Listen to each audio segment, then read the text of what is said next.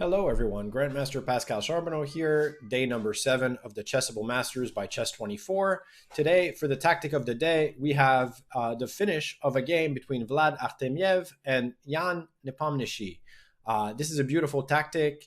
It's one that you should be able to find because it uses some fairly simple motifs. So I'm going to give you a few seconds here, first of all, to look at the position. White has just played the move knight from e2 to g3, which the first thing you should notice is that if the white rook is deflected, then we would have rook to e1 mate.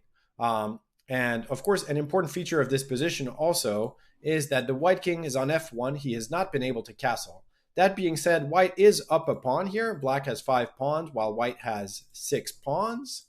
And if given 1 or 2 extra moves, first of all, the bishop is under attack. But if white could play, for example, h3 or and bring his king, for example, to h2 and bring the rook to e1, of course, they would just be up a pawn with black having a broken up structure. So it's all about exploiting the uncastled king while you have time. So in this position, if you are able to maybe pause the video for a few seconds or for a few minutes, whatever you need, to try to find Jan Nepomniachtchi's move here, keeping in mind that his bishop is under attack. So what would you do here? All right, so the first thing that I would say is that you should keep in mind that whenever you think of a position, you should try to figure out what your candidate moves are. This is one of these common ways of looking at a chess position. And you don't want to necessarily dismiss possibilities that are otherwise outlandish for at least a few seconds, right? And so one of the things is that you might reject a move like the move that was played here if you don't spend more than a few seconds looking at it. So if you played, for example, the simple bishop g6, the game would really go on.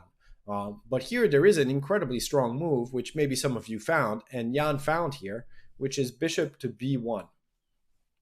And so this move, first of all, it does one thing which we always like to do, which is it threatens checkmate, right? If white doesn't do anything, we'll just checkmate them. So there's no move like knight h5, or you can't trade queens with queen g4 because it doesn't stop the threat of mate. So then the next thing you want to notice is that this bishop cannot be taken because of queen d3 check, which forks the king and rook and will actually lead to checkmate, right? It's not just going to be check, it's actually going to be checkmate here because this is just one example variation of a checkmate that we could get here. So after bishop b1, the bishop cannot be captured. So that already takes a lot of the options out for white. And one way that you could have seen that was you probably saw that queen d3 check was a possibility. So then you just got to put 2 and 2 together, that the rook can't come to b1 because that check is a possibility. So not a lot of moves for white to actually prevent, the simple checkmate. They could play queen c1, but that will allow the queen to be taken and black will be winning here. We could look a little bit further, but that is, just from a material standpoint already it's winning. Another thing I meant to mention also is that knight e2 is met by queen d1 checkmate, and bishop e2 finally is met by queen d1, and this is a very pretty one, forcing bishop takes d1, and we are back to having this checkmate. So this is a very nice one. So what does white do? Well, he tries to run with the king. He plays, after bishop b1, king to g1. Unfortunately, this doesn't really help, and you can already see that this position is going to be very good for black when white is forced to play knight to f1, and he's still very far from getting his pieces out. Black plays queen to d3. He's threatening checkmate in 1. Queen g4, king h8, bishop e2. And so this is sort of a sneaky attempt, and it's actually it is a good try to defend the knight. And if the rook takes, which is what happens in the game, he can take the bishop with the idea that if the queen takes the rook, then this queen can take this rook, and now it's not so clear. However, of course, black doesn't want to exchange this rook for that rook. He makes a very strong move, bishop c5, and once again, he's threatening checkmate in 1 with bishop takes f2, and it's a square that's very hard to defend with the current configuration of the white pieces. So he plays h4 to give the king some square. There would be no way really for white to save himself here. And now Jan Nepomniachtchi simply plays rook takes f2.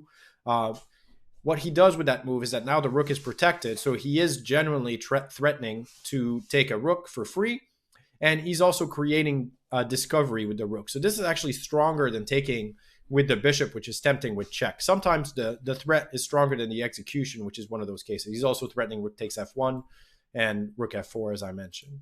So here it's really game over. Artemiev plays rook e1, and now black has a choice of good moves. For example, rook takes f1 would be not bad, but he wins a whole queen here with rook to f4. And Artemiev resigned. And with that, Jan Nepomniachtchi wins this match and actually wins the second match versus Artemiev. So he is through to the semifinals with 2 very convincing wins. And so I hope you enjoyed this tactic. The move bishop b1, definitely one of the cuter moves we'll see in this event, and one to remember in terms of patterns for yourselves. So I hope you enjoyed this. This is Grandmaster Pascal Charbonneau with the tactic of the day for the Chessable Masters by Chess24. Thank you.